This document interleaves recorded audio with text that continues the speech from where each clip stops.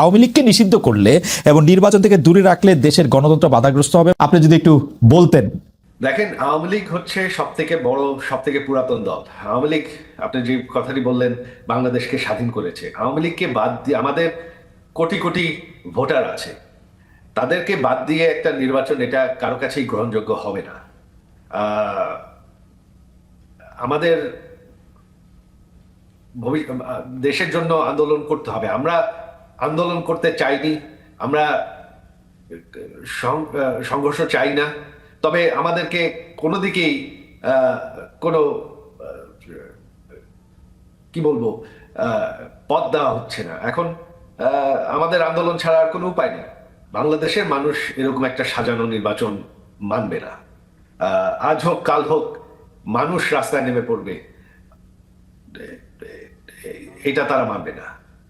আমরা যে শাটডাউন দেখেছি, বাংলাদেশের মানুষ সেটাকে রেসপন্ড করেছে। 13 তারিখে ঢাকা শহর সম্পূর্ণ বন্ধ ছিল। 16-17 তারিখে সারা দেশেই মানুষ বন্ধ রেখেছে। তিনি মানতে রাজি না। দেশের মানুষও এখন ভীষণ অসন্তুষ্ট। দেশে কোনো আইন শৃঙ্খলা নেই, অর্থনীতি একদম নেমে গেছে। আহ, দেশ একটা মৌলবাদী দেশ হয়ে যাচ্ছে। এটা কেউই পছন্দ করছে না।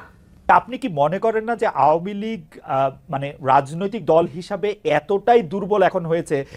মানে বিভিন্ন জায়গায় আমার কাছে যেরকম লোকজন বলে আর কি, আওয়ামী লীগ পরিচয় দিতেও মানুষ এখন আসলে স্বাচ্ছন্দ্য বোধ করে না। আওয়ামী লীগে তো এরকম অবস্থা কখনো ছিল না। আমাদের দল হচ্ছে আওয়ামী লীগ। এটা হচ্ছে বাংলাদেশের সব থেকে পুরাতন দল, সব থেকে বড় দল। বাংলাদেশ স্বাধীন করেছি আমরা। আহ, আমরা কোথাও যাচ্ছি না। আজ হোক কাল হোক আমার মা দেশে ফিরে যাবে। হ্যাঁ, অবশ্যই। এই ইউনূস সরকার হচ্ছে পাকিস্তানি, তাদের সাথে হচ্ছে জামাতে ইসলাম, যারা বাংলাদেশকে কোনোদিন পাকিস্তান থেকে স্বাধীন হতে চায় না। তারা 71-এ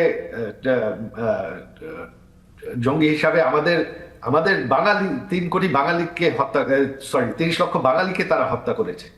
তো এখন তারাই কিন্তু ইউনূসের সাথে আছে। তারা চাচ্ছে বাংলাদেশ পাকিস্তানের আর একটা অংশ হয়ে থাকুক। সম্পর্কই হচ্ছে পাকিস্তানের সাথে, তারা সম্পূর্ণভাবে পাকিস্তানের সাথে জড়িত। পাকিস্তানকে তারা পারলে বাংলাদেশে নিয়ে আসে। জামাতে ইসলাম হচ্ছে ইউনূসের মেইন ব্যাকার। তারাই হচ্ছে ইউনূসের মূল শক্তি। আর তারা বাংলাদেশকে পাকিস্তানে পরিণত করতে চায়। বাংলাদেশের মানুষ সাজানো নির্বাচন মানবে না। আর আওয়ামী লীগ সব থেকে বড় দল, সব থেকে পুরাতন দল। আওয়ামী লীগকে শেষ করা সম্ভব না।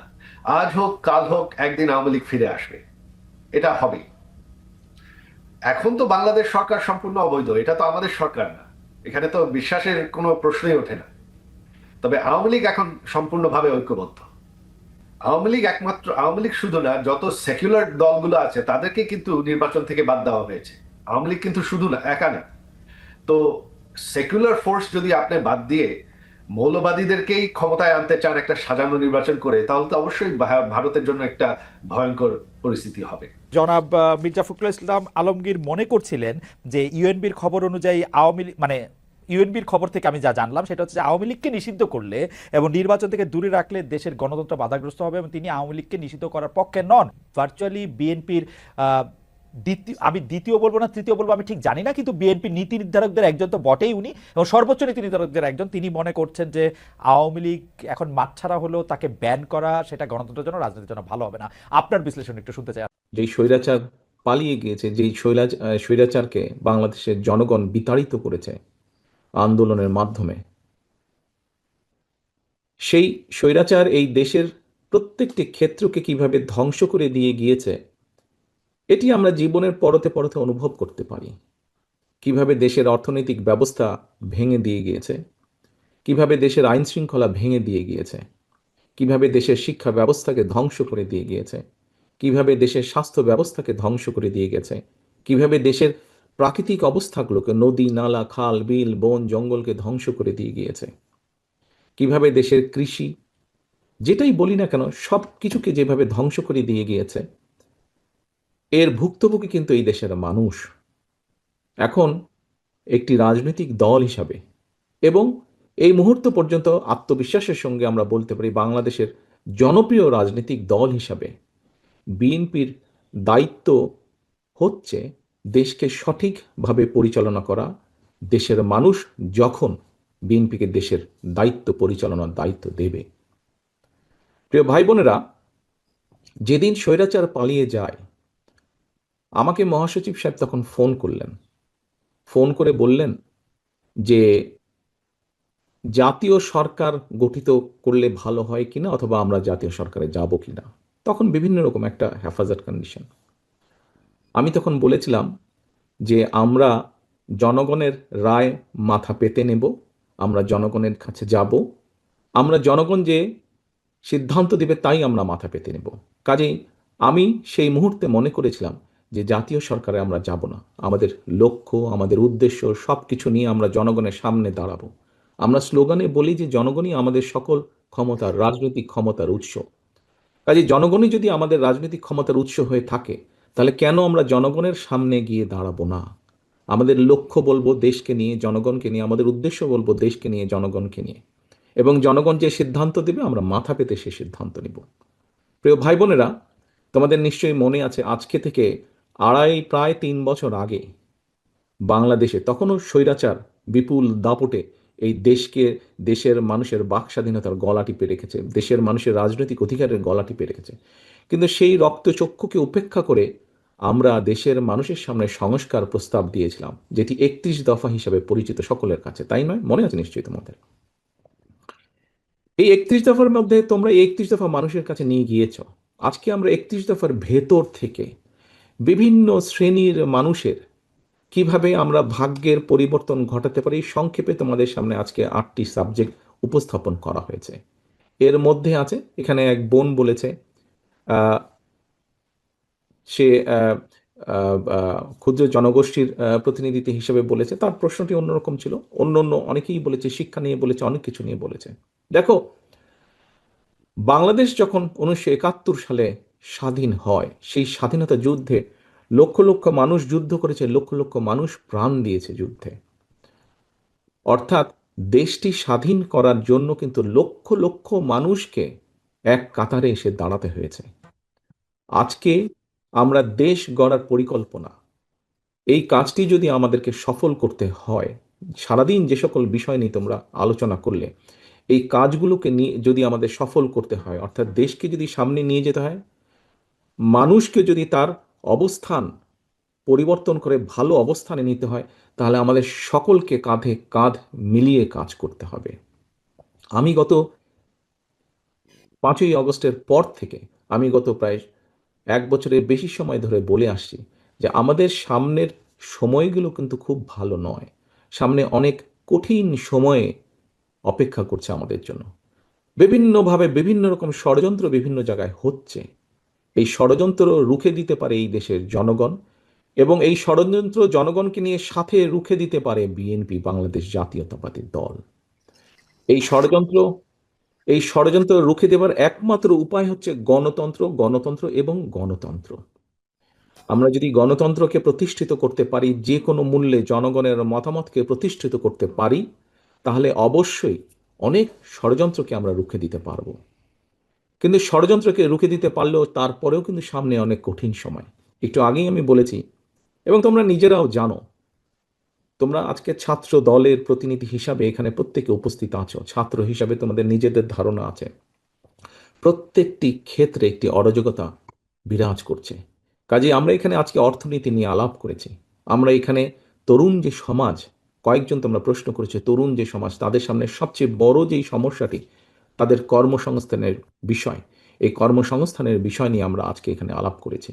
আমরা দেশের মানুষের স্বাস্থ্য নিয়ে এখানে আলোচনা করেছি।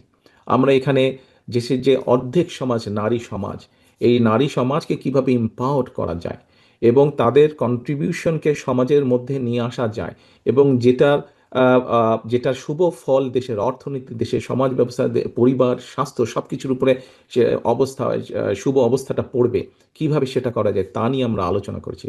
দেশের পরিবেশ নিয়ে আমরা আলোচনা করেছি।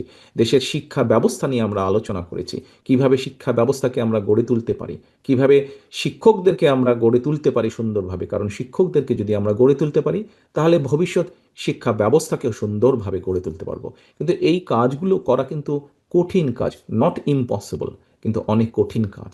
এবং দেশ এবং জাতিকে যদি নেতৃত্ব দিতে হয় তাহলে অবশ্যই একটি পরিকল্পনা আমাদের সামনে থাকতে হবে।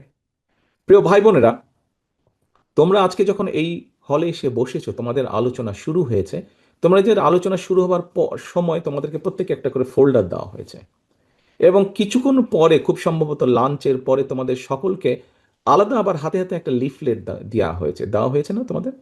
সেই লিফলেটের মধ্যে কি আছে? সেই লিফলেটের মধ্যে কি আছে আমি বলছি। আলাদা একটি লিফলেট তোমাদেরকে দেওয়া হয়েছে। এখানে সোহেল, আজকে যে অনুষ্ঠান পরিচালনা করছে আমাদের জয়েন্ট সেক্রেটারি সোহেল, তার বক্তব্যে সোহেল কিন্তু একটি গুরুত্বপূর্ণ কথা বলেছে। আমি ব্যক্তিগতভাবে বিশ্বাস করি একটি বিষয়, আমরা যতগুলো পরিকল্পনা নিয়েছি, এই পরিকল্পনাগুলোকে সফল করতে হলে যেরকম আমাদের যোগ্য ব্যক্তিদেরকে বিভিন্ন জায়গায় দায়িত্ব দিতে হবে, কিন্তু তার থেকেও দুইটি বড় ইম্পর্টেন্ট বিষয় আছে, যেই দুইটি বিষয়কে যে কোনো মূল্যে আমাদেরকে অ্যাড্রেস করতে হবে। এবং এই দুইটি বিষয়কে যদি আমরা অ্যাড্রেস করতে না পারি, আমাদের পুরো জাতি এবং দেশ সংকটের মধ্যে পড়বে। কি দুটি বিষয়? এক, দুর্নীতি, যে কোনো মূল্যে এই দুর্নীতির লাগাম টেনে ধরতে হবে। দুই, আইন শৃঙ্খলা পরিস্থিতি, যে কোনো মূল্যে আইন শৃঙ্খলা পরিস্থিতির লাগাম টেনে ধরতে হবে। যদি আমরা দুর্নীতি এবং আইন শৃঙ্খলা যদি আমরা দুর্নীতি এবং আইন শৃঙ্খলার লাগাম টেনে ধরতে না পারি, তাহলে আমরা যে পরিকল্পনাগুলি গ্রহণ করেছি মানুষের স্বাস্থ্য নিয়ে, দেশের ভবিষ্যৎ সন্তানদের শিক্ষা ব্যবস্থা নিয়ে, নারী সমাজকে এম্পাওয়ার করার জন্য, দেশের কৃষি ব্যবস্থা, প্রত্যেকটি পরিকল্পনা আমাদের বাধাগ্রস্ত হবে, স্লো হয়ে যাবে আমাদের। সেজন্যই আমাদের সরকার গঠনের সুযোগ পাওয়ার সাথে সাথে সর্বপ্রথমে আমাদেরকে নজর দিতে হবে, সর্বপ্রথমে আমাদেরকে ব্যবস্থা করতে হবে দুর্নীতির লাগাম কিভাবে আমরা টেনে ধরব। প্রিয় ভাই বোনেরা, তোমাদের হাতে যে লিফলেটটা দেওয়া হয়েছে, এই লিফলেটের মধ্যে একদম তথ্য দিয়ে উপস্থাপন করা হয়েছে যে বিএনপি 2001 সাল থেকে 2006 সাল পর্যন্ত যখন দেশ পরিচালনার দায়িত্বে ছিল, তার আগে এই যেই স্বৈরাচারকে বিদায় করা হয়েছিল, সেই স্বৈরাচার যখন দেশ ক্ষমতায় ছিল, সেই সময় কিভাবে তারা দুর্নীতিতে দুর্নীতি ছেয়ে ফেলেছিল দেশকে, এবং 2001 সালে দায়িত্ব পাবার পরে কিভাবে খালেদা জিয়ার সরকার ধীরে ধীরে ধীরে ধীরে দুর্নীতির অবস্থার উন্নতি ঘটিয়েছিল, দুর্নীতি থেকে ধীরে ধীরে কিভাবে দেশকে বের করে নিয়েছিল, একটি আন্তর্জাতিক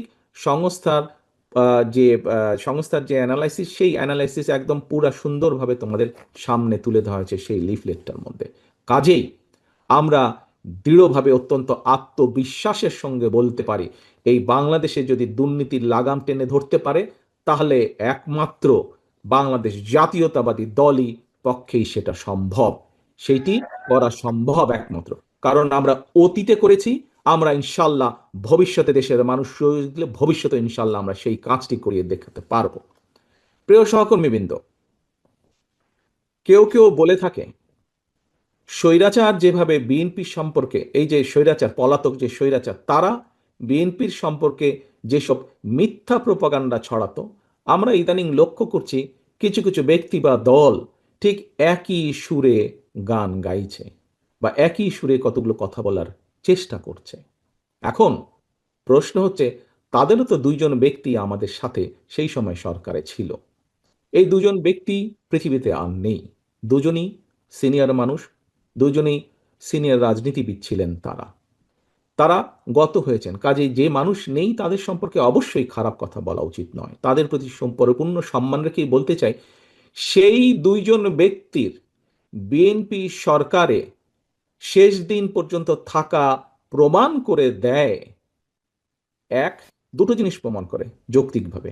এক, তারা অবশ্যই পূর্ণ কনফিডেন্স ছিল খালেদা জিয়ার উপরে, যে খালেদা জিয়া দুর্নীতির বিরুদ্ধে যুদ্ধ করছে, সেজন্যই তারা শেষ দিন পর্যন্ত ছিল। এখন তাদের দলের অন্য যে যত বড় বড় কথা বলি কি না কেন, খালেদা জিয়া শেষ দিন পর্যন্ত দুর্নীতির বিরুদ্ধে যুদ্ধ করেছে এবং দুর্নীতির অবস্থার পরিবর্তন ঘটেছে, এই আত্মবিশ্বাস তাদের মধ্যে ছিল, তারা দেখেছিল সেই সরকারকে, কারণ তো সরকারের ভেতরেই ছিল। সেজন্যই তারা শেষ দিন পর্যন্ত এই বিএনপি সরকারের সাথে তারা ছিল। আমরা এইভাবেই ধরে নিব, আমরা অন্য কিছু বলতে চাই না। কেউ কেউ বলে থাকে যে তাদেরই কেউ কেউ বলে থাকে যে তাদের বিরুদ্ধে কোনো কিছু অভিযোগ পাওয়া যায় না। আজকে যখন নিরপেক্ষ কোর্ট বসেছে, স্বৈরাচারের সময় আমরা দেখেছি কিভাবে আদালতকে ইনফ্লুয়েন্স করা হতো, কিন্তু স্বৈরাচার পালিয়ে যাওয়ার পরে মোটামুটি আমরা বলতে পারি